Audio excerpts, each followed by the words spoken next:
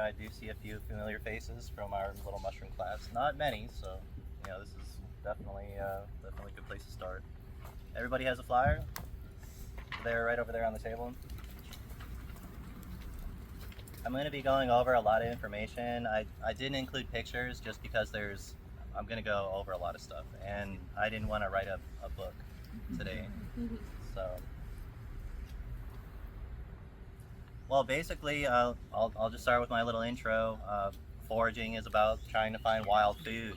Uh, its success is basically, you know, measured by our understanding of the environment, how we engage our environment, where we go looking for these items, and of course the knowledge that we have before we get out there. Uh, Urban foraging is like any other type of foraging, other than in an urban environment, there's a lot more human activity. There's a lot of invasive plants that have been brought there, ornamental plants, flower beds, just a lot of stuff that wouldn't naturally happen in this area. So being able to recognize some of these invasive and opportunistic pretty plants that we like to have in our lawns is definitely a really important part of urban foraging because when we go out in the woods we're not going to be finding these things. However, in town it's everywhere. So that being said, I have listed several different items here. I would strongly encourage that you look them up on your phone. Uh, Feel free to take a screenshot of anything that interests you so that you have a nice color reference. Maybe read up on it a little bit. I tried to pick items that are pretty common in our area. Um, so I shall begin. Broadleaf plantain is a medicinal item. It's a really common plant that you'll find just walking in the grass. It's full of food and medicine. Traditionally, if you have like a mosquito bite, which probably everyone here is going to get a mosquito bite tonight, you would take the little plantain leaf and you'd chew it up. The enzymes in your saliva help to break it down, and you would take that green spit and you would rub it on there, and that's how they took care of insect bites for quite a while. It still works. It's a little gross, but it still works. Uh, Broadleaf plantain is also a source of wild grain. You might find that you come across a situation where there's a lot of broadleaf plantain. When it goes to seed, it's super easy just to reach down there, grab the top of the stalk, and fill up your hand with a little handful of seed. It might not seem like much, but after 10 or 15 of them, you have enough there where it's enough to mill as a grain. There's other items like giant ragweed, which has a horrible reputation. Grows everywhere around here. It's all over the place. Those items, when they go to seed, they can also be used to be milled for a non-gluten grain. There's a lot of other items that can be used to make grain. Curly dock is one of the things in here. Curly dock is super common. Grows throughout the year. You've seen it. You've probably hated it. You probably wanted to kill it, because it grows in our beautiful lawns, and it's a really big, noticeable plant. It has these big stalks that come up from it. Same thing when it's dry, you can go in there, you can grab these stalks, end up with substantially more of the grain that's basically like buckwheat. Again, it's non-gluten.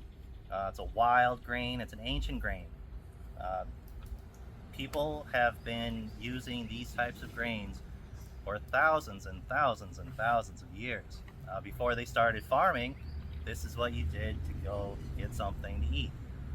So, curly dock, broad plantain, uh, those two right there are really good examples of a plant where if you go there at the right time and you gather the seed, you can dry it out and basically use it throughout the year for different things.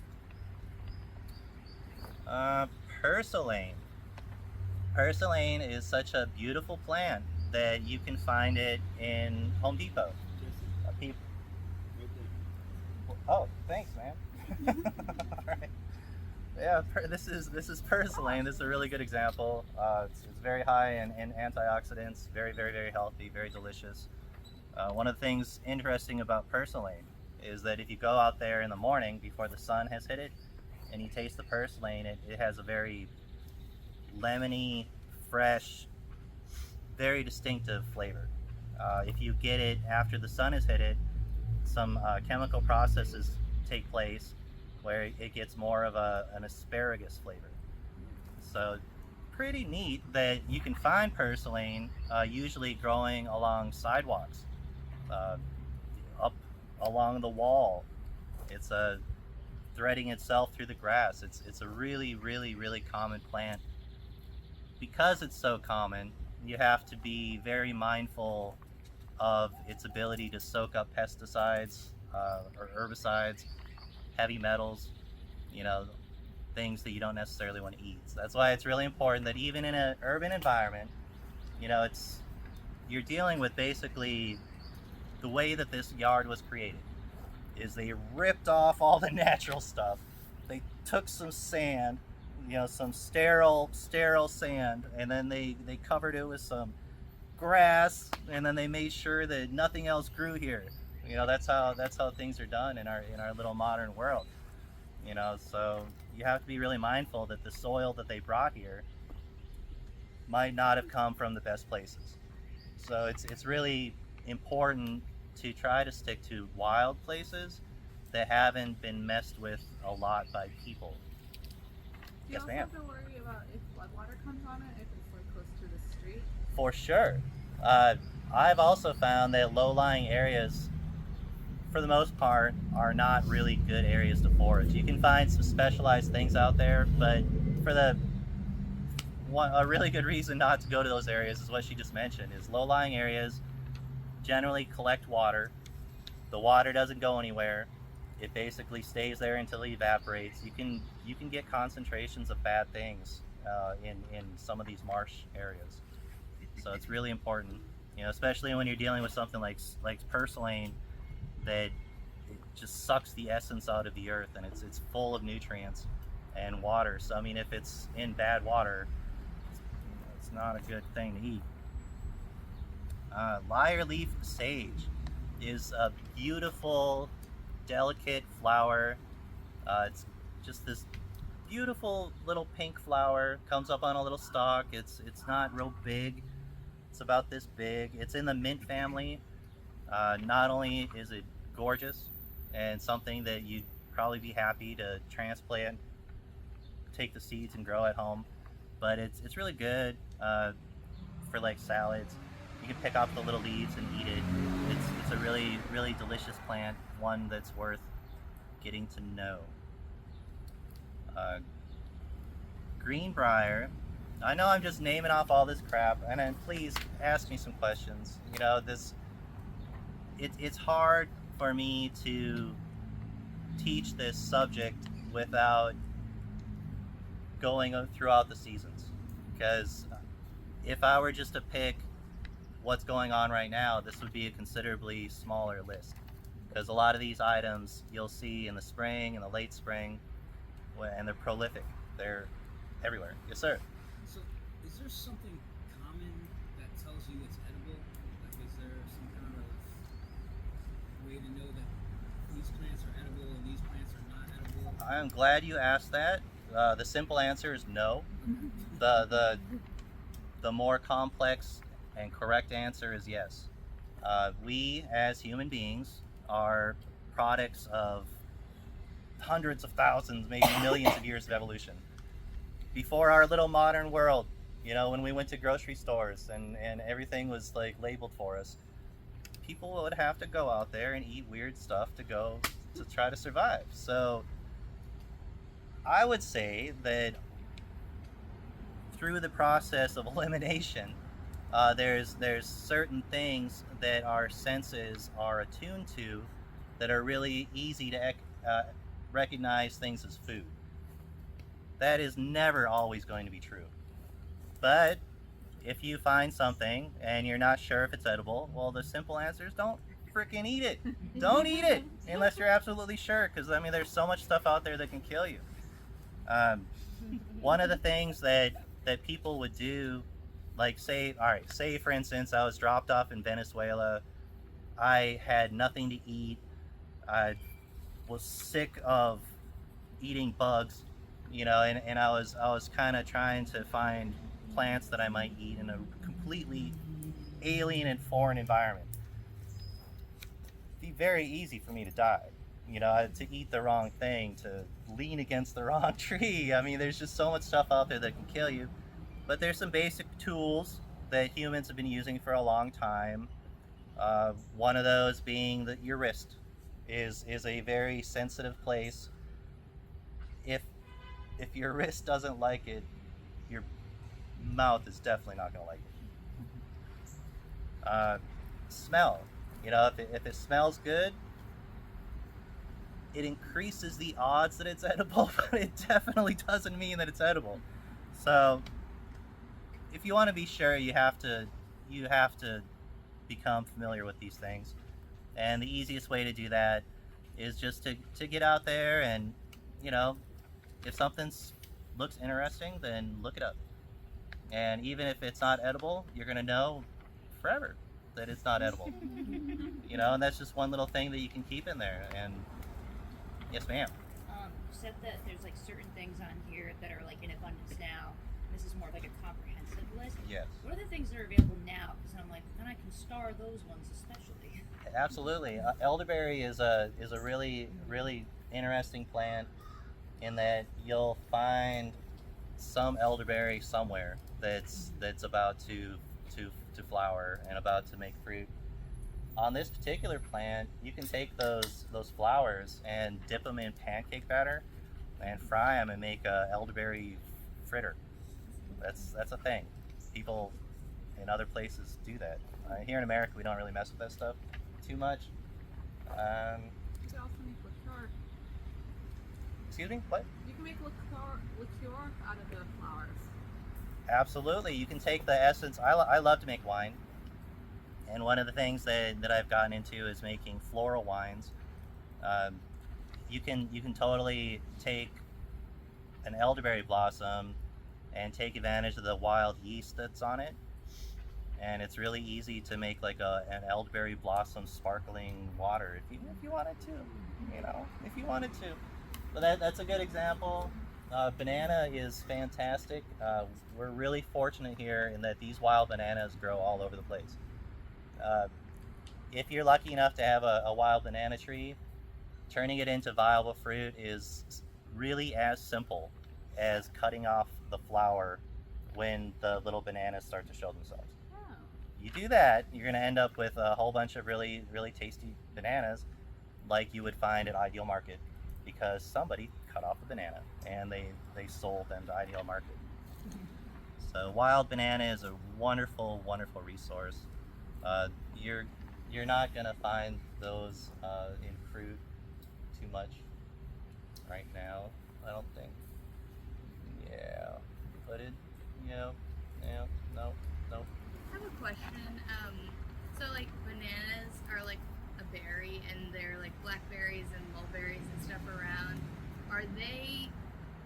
Should you avoid them if they're like near pesticide areas? Are there certain fruits where it's kind of safe to eat generally, even if they might have been exposed to pesticides, or certain plants? I'd say no. Be picky. If you find a banana tree in a compromised area, that's great. There's probably going to be more around there. Pat yourself on the back for identifying an edible plant. And knowing that if you keep looking, you're going to find it. Bananas are like straws. I mean, they just suck the water right out of the ground. They're just made of water. So I'd be really, really, really reluctant to mess with bananas that were next to a road. Or even like places like canals where they spray and stuff. Yeah, is that true of other berries too, like elderberries or like blackberries and mulberries, things like that? All of them? That's for sure something that you definitely have to be conscious of because it's pretty common practice to spray terrible chemicals Most people wouldn't consider that food, but it is. Let's see, wild lettuce is something that is in season right now. Wild lettuce, you wouldn't really want to eat it, but it's really good medicine.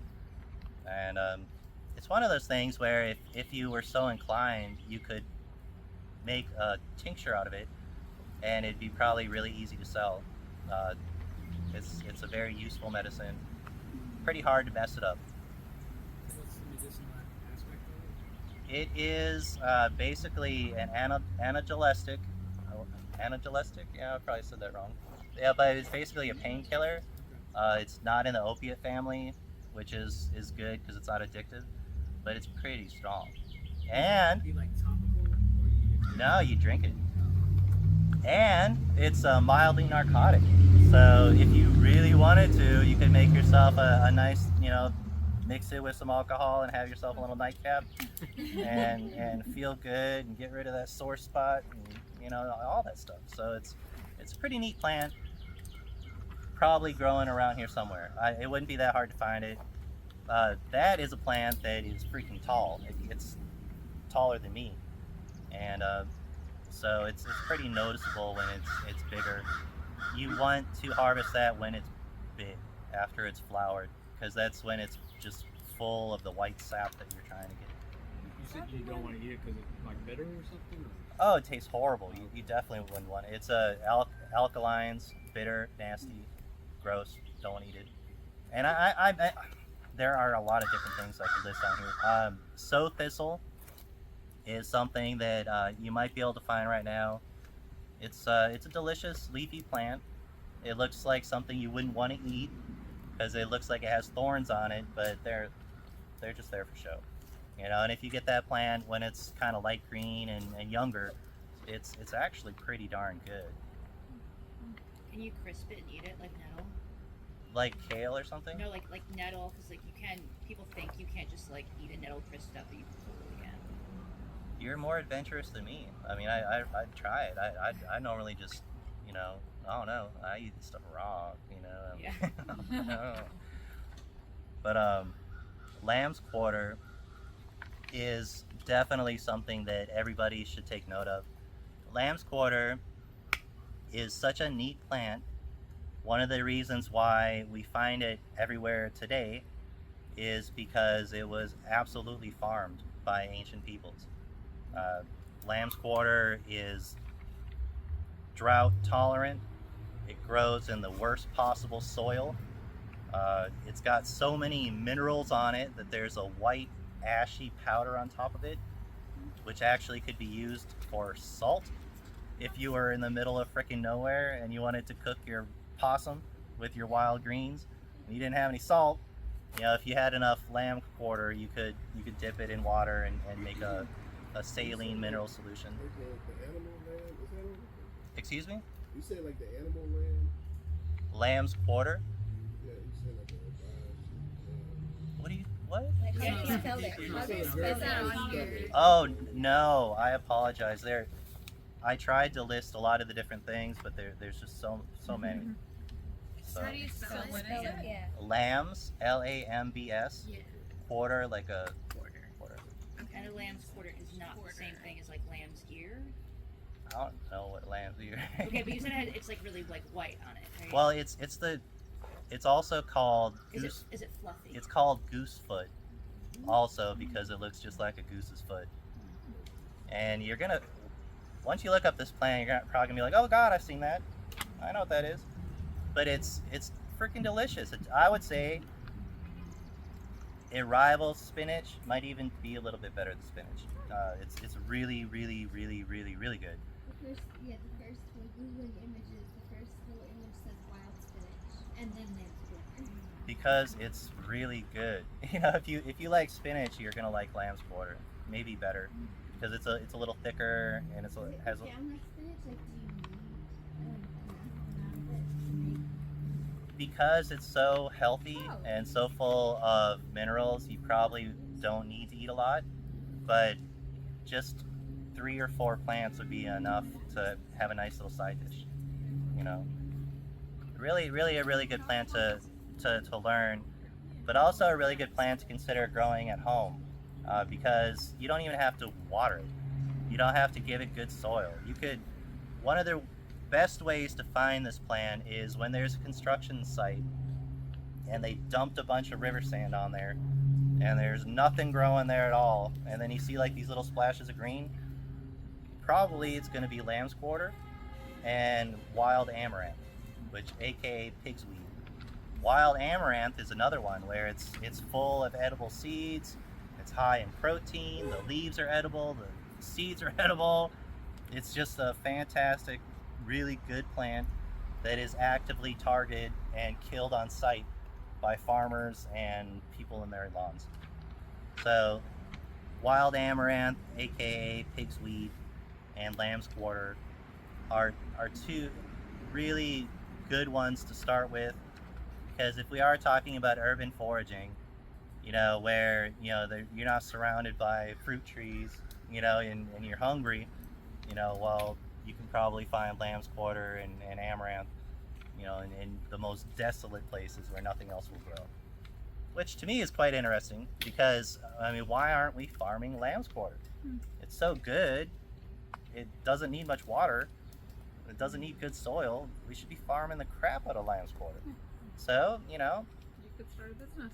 we can start farming lamb's quarter. Bring that stuff home and put it in a corner. You're going to be happy that you did.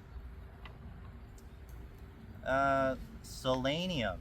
Selenium is an interesting plant. It's a nightshade.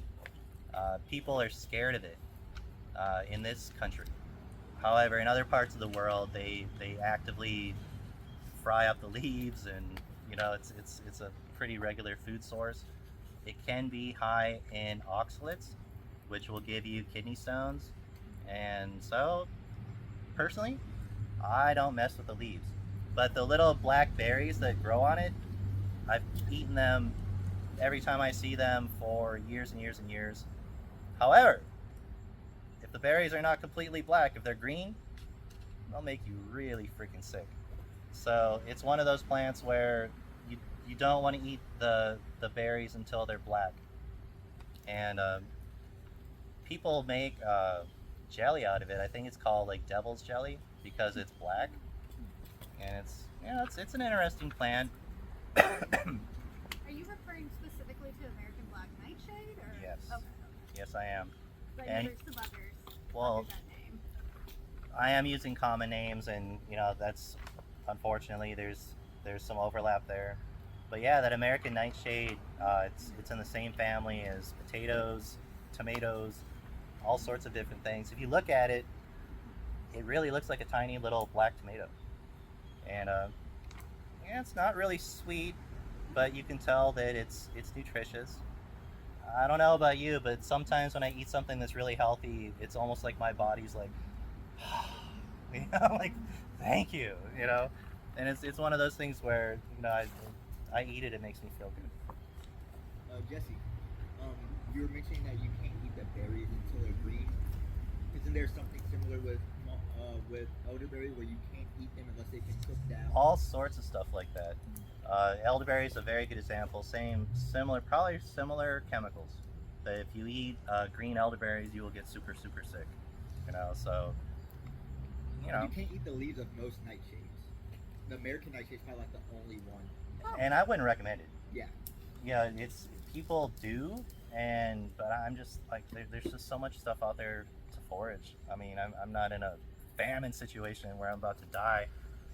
Would you say that's a pretty good rule to follow? Like, if the berry isn't ripened yet, just wait until Nobody it is? wants to eat an unripe berry. That's disgusting. I don't care if it's a grape, a strawberry. It's not.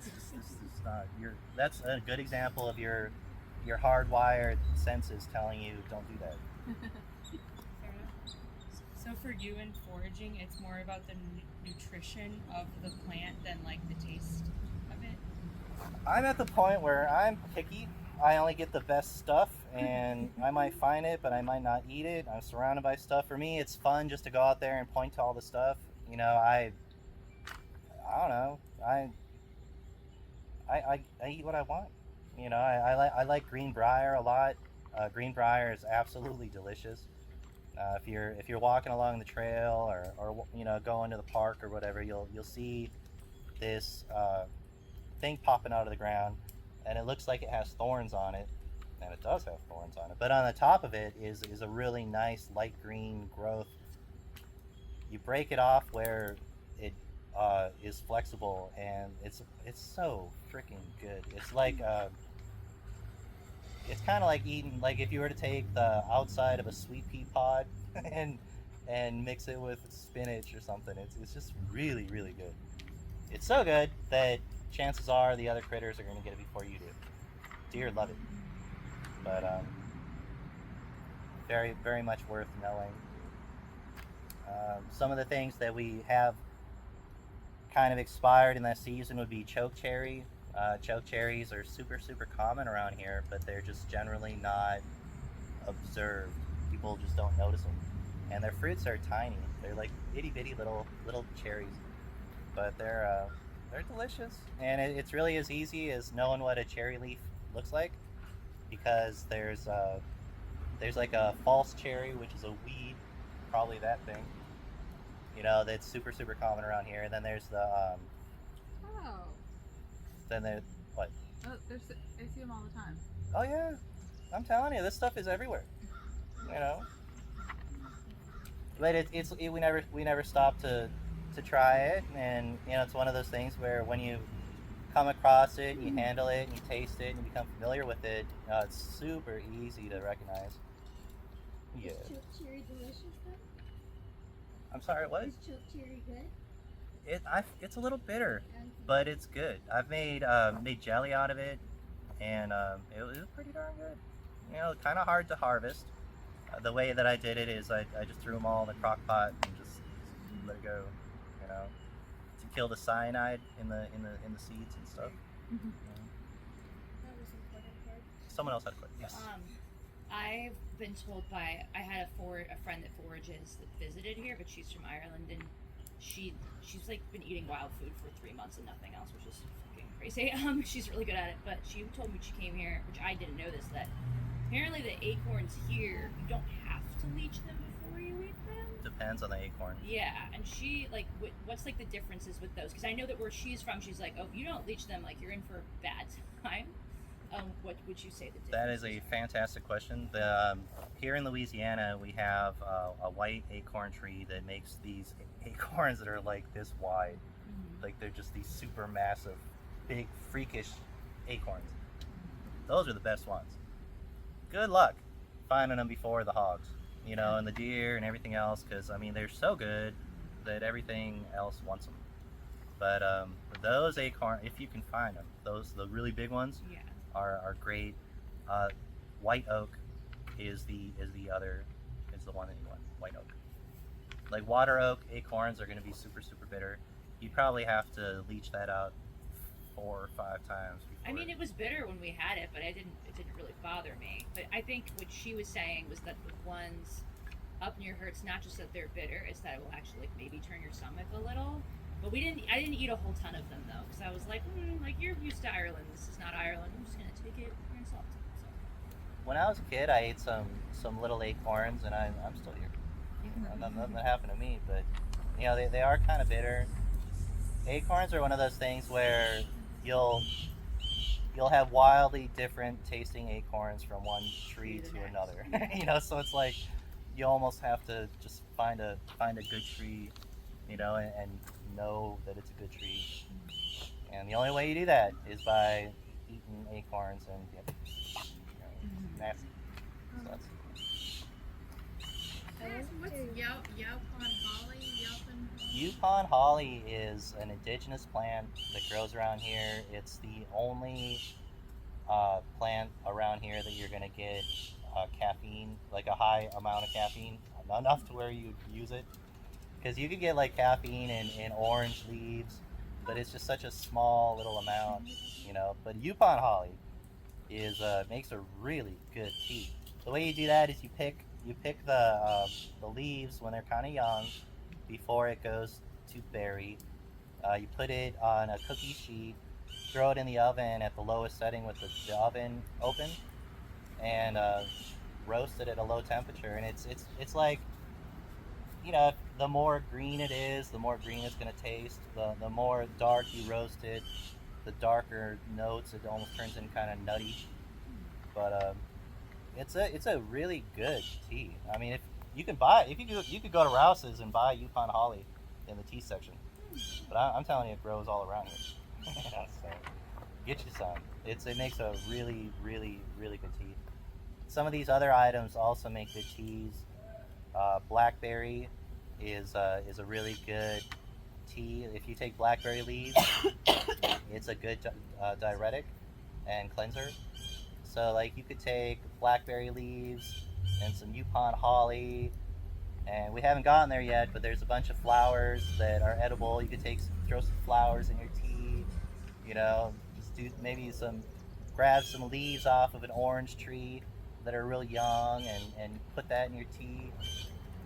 Make some really, really, really, really, really good teas just from some of the items on this list. I Are there have any a other question. questions? When we were talking about the cyanide part of choke cherries, are there any other fruits or cherries that? Yeah. Basically, stone fruit all have cyanide in them, whether it's a peach, a cherry, you know, choke cherry, you know, apricot, all that kind of stuff. It's super, super common in stone fruit. So the good news is that it cooks out. Uh, so, you know, you don't have to worry about cyanide poisoning unless you split open the pit and eat the inside. Like You for know. example, for peaches, right? We just eat the fruit part of it, even if you do not cook it, and eat it raw. It's fine. Peaches are delicious. It's okay. Yeah. So does that hold true for these berries as well? I'm sorry. Does that hold true for these berries as well, like choke cherries? Just eat them raw. It's okay. You do not need to worry about the cyanide portion of it. It's in the seed. Is that true? Absolutely. You know, there's really nothing to worry about if you're just eating the fruit. So if you have choke cherries, it's a tiny little cherry. You basically put them in your mouth and kind of chew them and stuff, and then you get to the point where you spit out the seeds. You know, it's not like a regular cherry where you take a nice bite out of it. You know, they're little.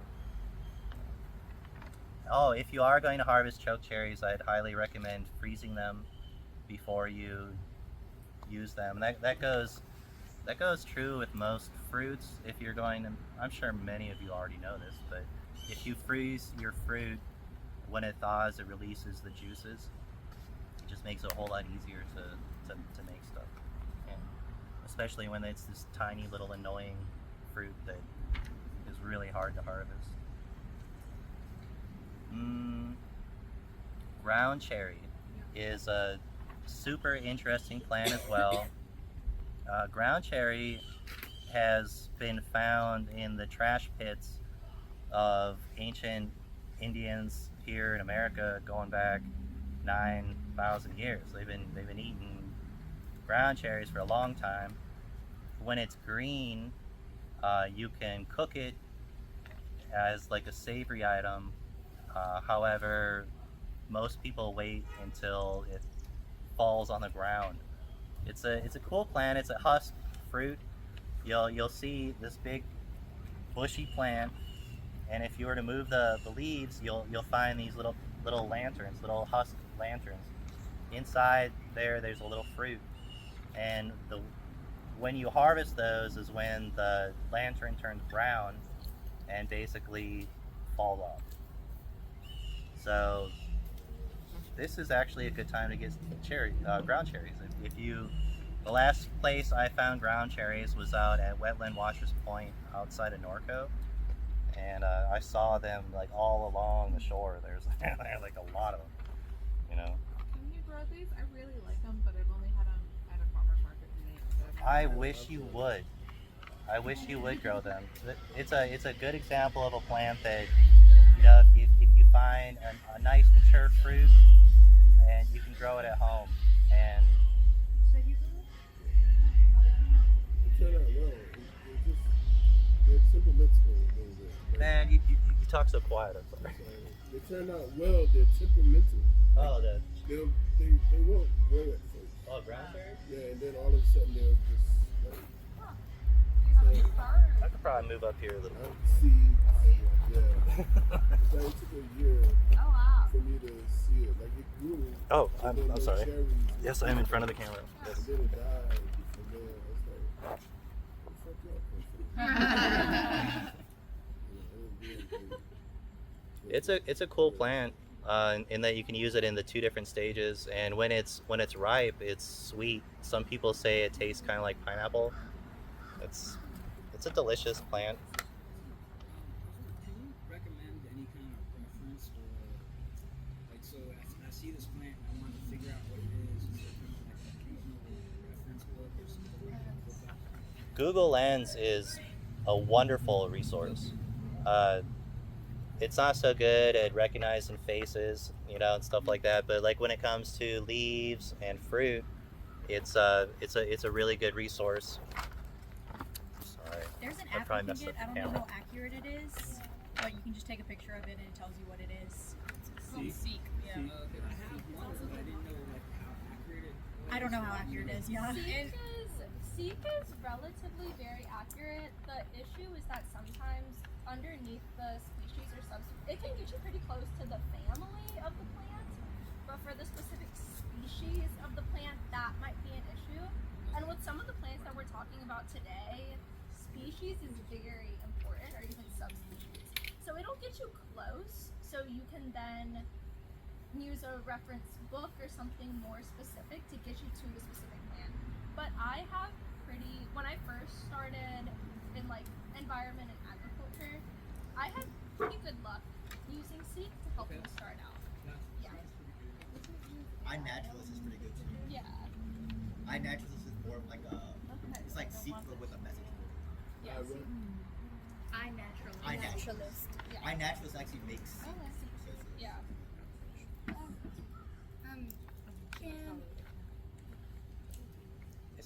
Can we also, you touched on this a little bit in the beginning, but can you just go into a little bit more detail about like what a compromised area is? You talked about like low-lying areas and by a road, but I've had a lot of anxiety to do urban farming because of my nervousness around pesticides and chemicals and stuff, so Then you should go to LSU Ag's website and send them a soil sample of your yard or wherever you're growing stuff, and they'll tell you exactly what's in it. They'll tell you if it needs calcium, like whatever. That should set your mind at ease.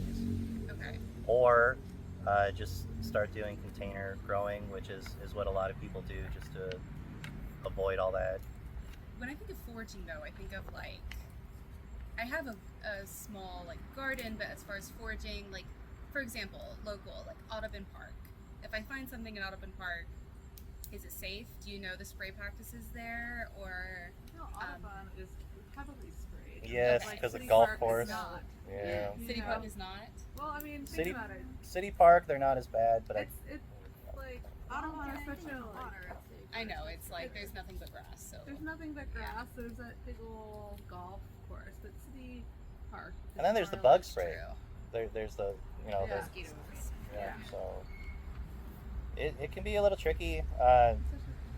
That's one of the reasons why I'm so fond of going to wildlife management areas, just because they're freaking huge, and you can go out there and nobody messes with you, and you can just walk for miles and miles and miles, The list of the wildlife areas, if you're not familiar with it, is the Iris Association has a list of the top iris places, and they're all management. And you could just have a list of places. It's a great resource for $25. What? For, Do you have like a one that's close that you like to go to? Oh, my favorite is Crosby Arboretum. And that's 30 minutes from What did you say? I'm sorry. My favorite is like Crosby Arboretum, but that's like 30 minutes from my house, and that's more developed. Yeah. Because I think it's so cute there. But there's also like I've gone to a mushroom class there, and like What's it say, man? Where did you go? Crosby Arboretum. Who? Crosby Arboretum. Charles? Crosby. It's just in Pearl River. It's about 35 minutes from my house, which is in the Summit Ward. But if you look on the Iris Association's website, they have a list of the top places to find irises, and I love. It's kind of like Pokemon. You gotta see them all, and I've gone to some really cool sites that I would have never seen. Like, there's this really beautiful. It's only like a 10-minute walk, but it's gorgeous, and no one's ever there.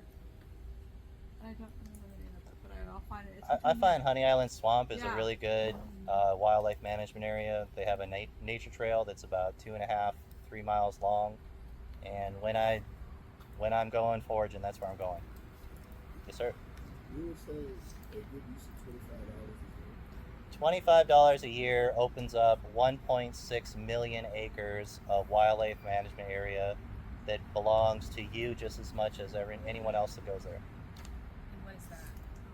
How do we access that? Huh? What is that? How do we access that? You go to Louisiana Wildlife website.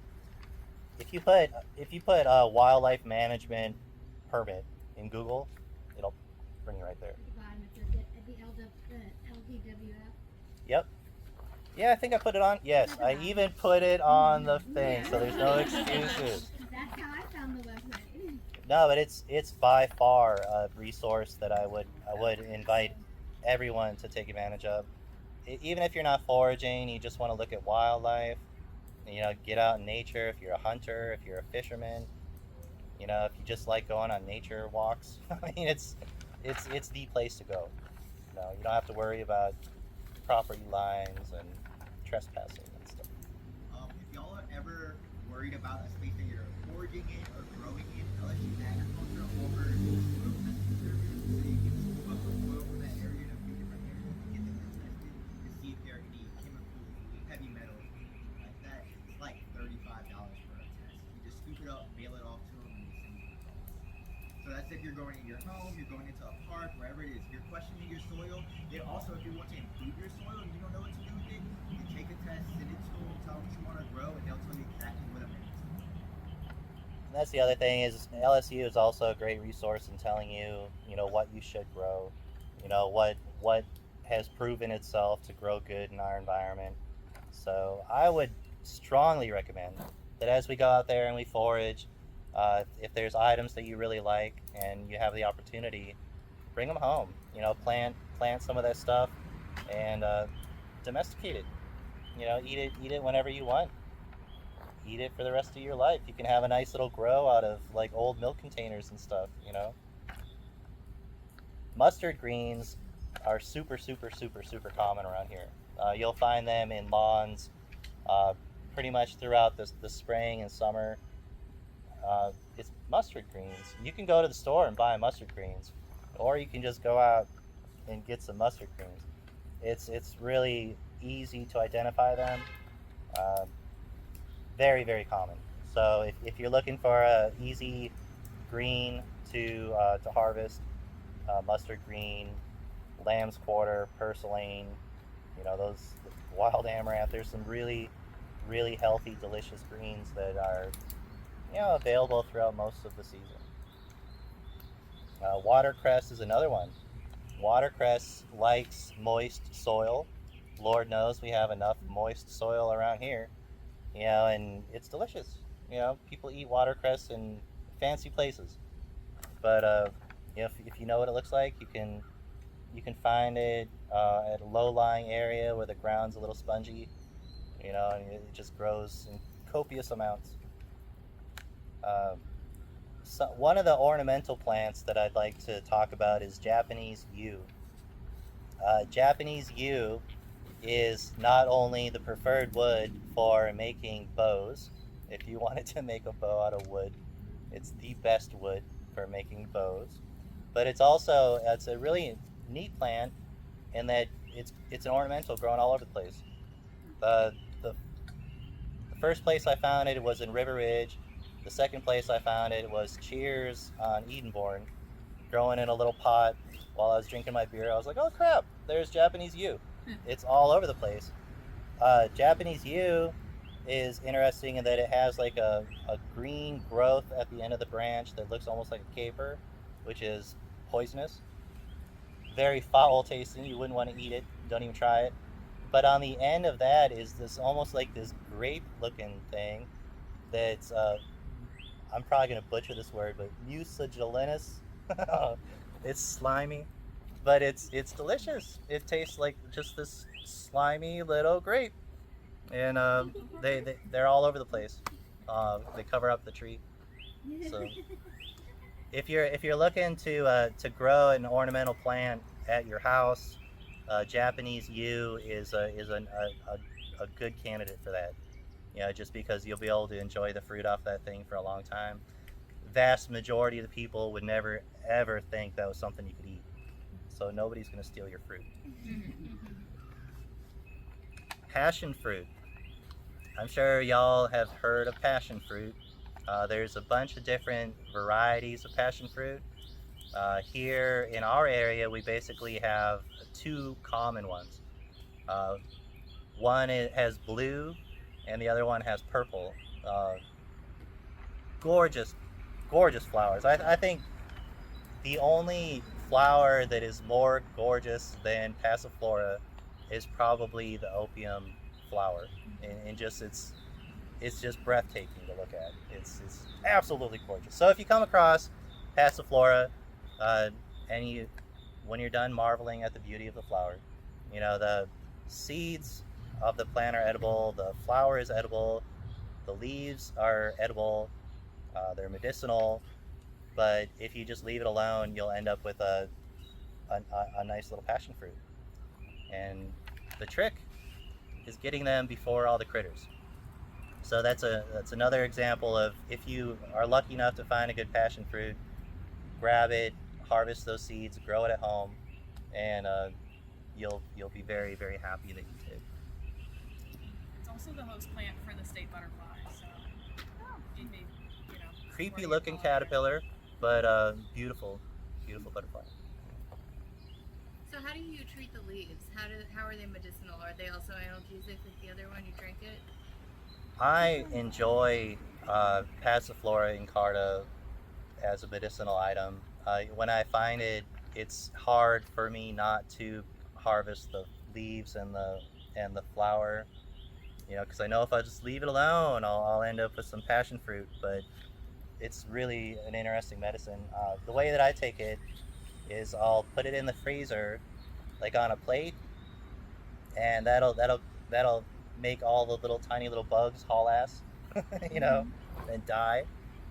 And once it's frozen, then I dry it, and it dries really fast.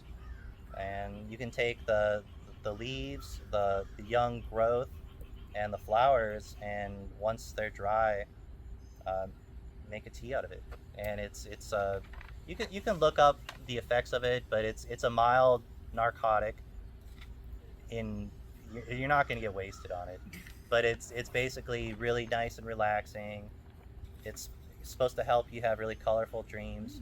So I would say drink it before you go to sleep. You know, it's supposed to be really good for insomnia. You know, if you have trouble sleeping, passion fruit tea is a really nice little nightcap. We have basically two different types of grapes that are super common here. Muscadines, which I'm sure most of you are familiar with, and fox grapes. Fox grapes are the tiny little sour ones that are probably more common. And the cool thing about fox grapes is they're super sour and nobody would want to even eat them until they start to dry up and get wrinkly on the outside. And then when you taste it, it's unlike any grape that you've ever had. It's like this it's surrounded by juice, and then it has this little fleshy center, and it's just this really complex, delicious grape that you've never tasted before. You think you know grapes, but I'm telling you, they're pretty darn good. I about covered most of that stuff. I would like to go over leaves. I know this stuff is here, and you can read it at your convenience. But there are many edible leaves in plants, trees that we can enjoy. You wouldn't necessarily, you know, look at a tree and be like, that's a delicious looking tree, but it can be. You know, if you get American basswood, sassafras leaves, some pine needles, especially like the little spruce tips, they can be quite delicious. They can be used to cook. Mulberry leaves are edible, but you would really want to stick to like the young growth, like when they're still real light green. And just because they're edible doesn't mean they're going to taste great. You know, there's a reason why we don't eat leaves a lot, but they are there. Is that red and white mulberry? Yep. A little story about mulberry. I won't digress too much, but you know the whole reason that we have these mulberries is because they tried to set up the silk trade here in Louisiana, and it didn't work out. You know, so but we still have mulberries all over the place. And if you just happen to be wandering around, you'll find little silk cocoons like underneath picnic tables and stuff. You know, just because they're around.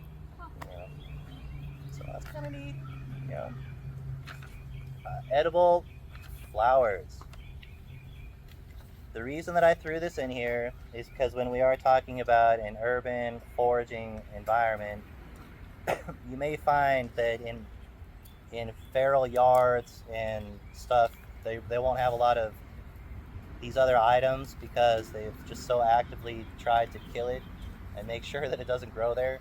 But they will have a beautiful display of American daylilies.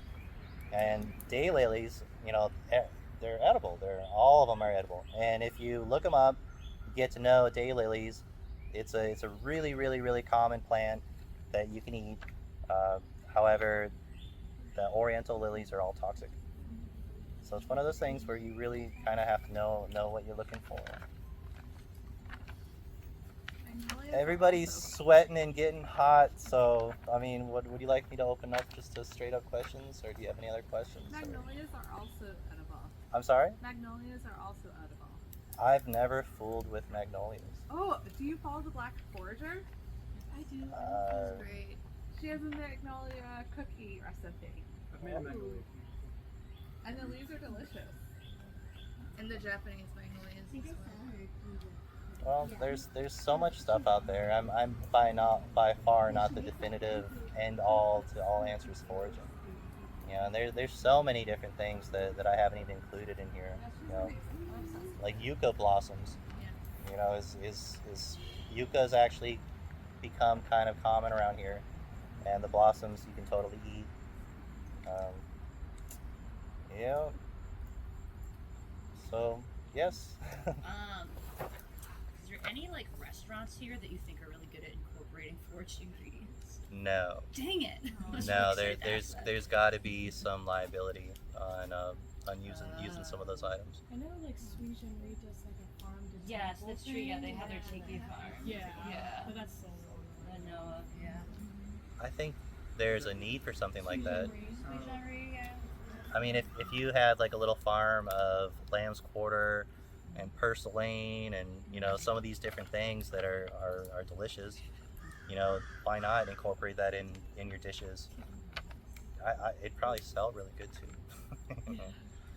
That's a damn good idea. Yes, I think somebody should do it. So,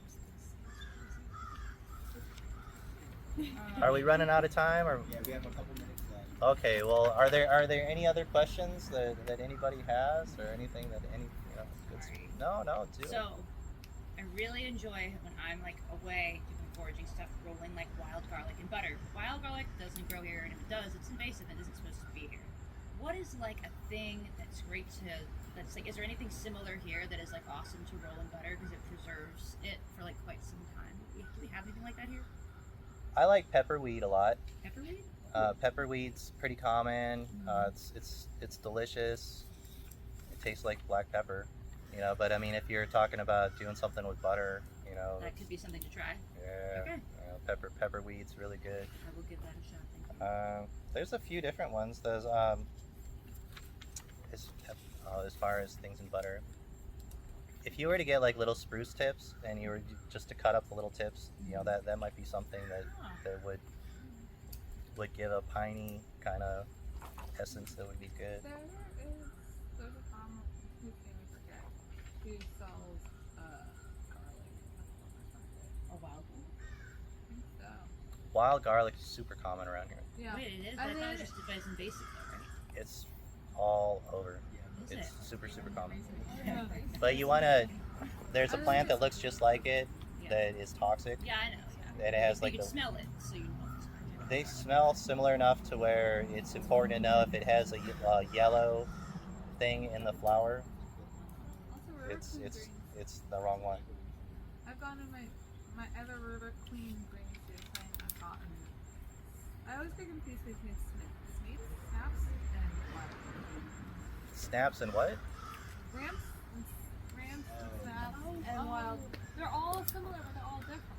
And I always get confused which one's which. Ramps are one of those things that I don't really mess with around here too much, just because we have so much dirty water. Yeah. And I'm just really, really, really, really suspect of water that's not moving, because things just tend to collect, and yeah. It's gross. I don't know if I touched on spiderwort, but spiderwort is another one of those super, super common things that it's absolutely delicious and all over the place, and it's beautiful. So if you had like a little spiderwort patch in your front yard, it would look wonderful and you could eat it.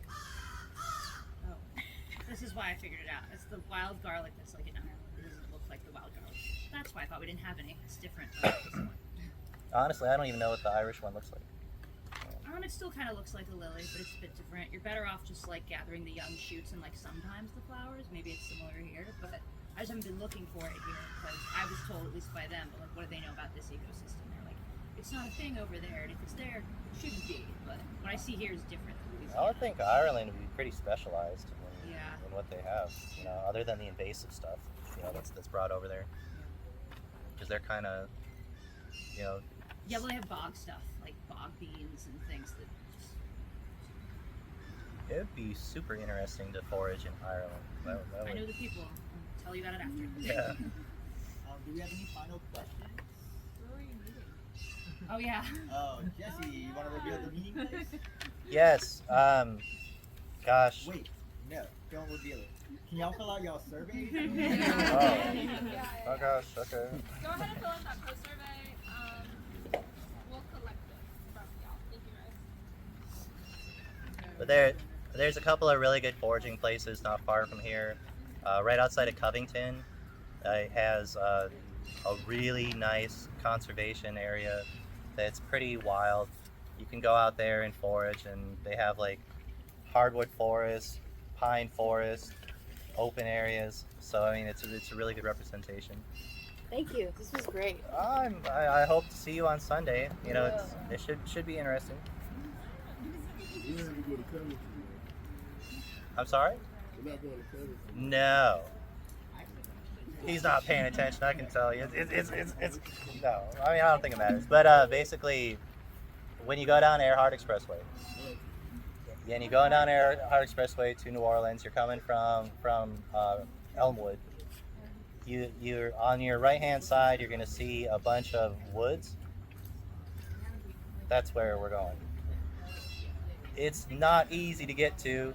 It's pretty hard to get permission to park, but your resident forager has taken care of all of those things. So they're going to send you the place where we can park. It should be pretty painless. This is a wild place. There's not going to, if there's trails out there, it's because of the critters, you know. So bring boots. Yeah, it's not a bad idea. You know, it really depends on how intrepid you are. Say where it is again. How are you gonna do that? Are you gonna? We're gonna send out the coordinates to everybody, but you can tell them where it is now. Well, I know We're where it gonna is, but I don't have like the GPS coordinates. I gave it to him. Yeah, you know. if you guys signed in using the QR code, that is how you're getting the location. If you did not get the QR code, if you have not signed in, please do, because if you don't, you will not be there on Sunday. You will not know where to go. So yeah. Yeah, look out for an email from Dimitri Sellis from Research Lane. It's gonna be at 10. Sunday at 10 in the morning. Sunday.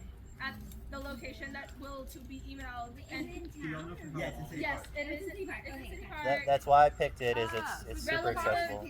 Relative location, City Park, 10 a.m. on Sunday. But coordinates for y'all to like go to and directions and where to park and all of the stuff that Jesse was saying will be in the email that is to be sent out. What should we bring? Knife? Basket? Well, we're not. I love my fortune. To be honest, I have no idea what we're gonna find. You know, it looks like a nice, bountiful area. There's a good mix of trees. I know that when I was talking to the business owner, he said that his 12-year-old son goes out there with a fishing pole and found like a little watering hole that he catches bass out of. And I swear to God, you've driven past that thing so many freaking times, and it's good luck trying to get there. I mean, it took me a while to find an accessible spot, and it's a real accessible spot. It's got a nice little path.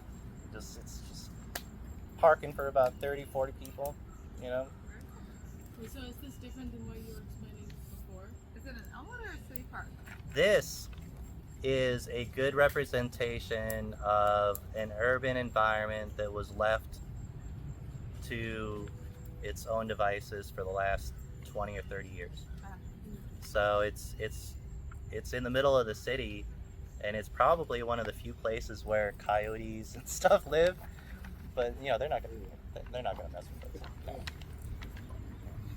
And how long do you anticipate that going on? Generally, when I do forays in Honey Island Swamp, they last as long as it takes to go through the trail, which is generally, about an hour and a half, 2 hours at the most.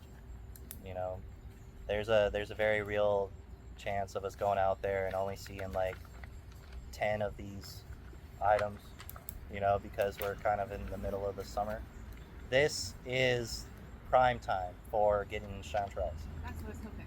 Are we getting chanterelles? If you want to do a foray for chanterelles, we can do that.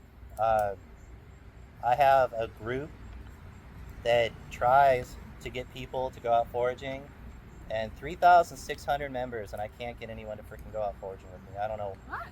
If y'all want to go foraging with me, I'm all about it. Anytime y'all want to go. If you want to go out, Is your favorite place, or I'll tell you what my favorite place is. my favorite place is Honey Island Swamp and Bogashito. I was gonna say Bogashito. Oh, Bogashito's But then you can go great. swimming afterwards, which is great, because like on the trail. They're all good. I'm a fan of the less footprints, the better. Especially when it comes to chanterelles, because every time you walk on the ground, you're destroying a chanterelle. So it's like.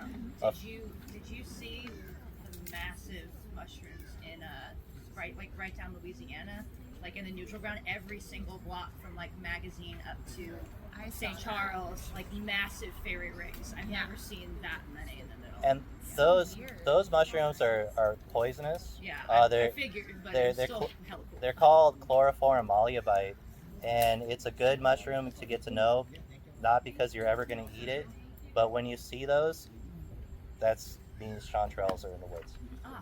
So if you see those popping up in your, it's chanterelle season, time to go to the swamp, and you find chanterelles with oak forests. So that's one of the reasons I really like it out there, is there's just wide expanses of oak forests.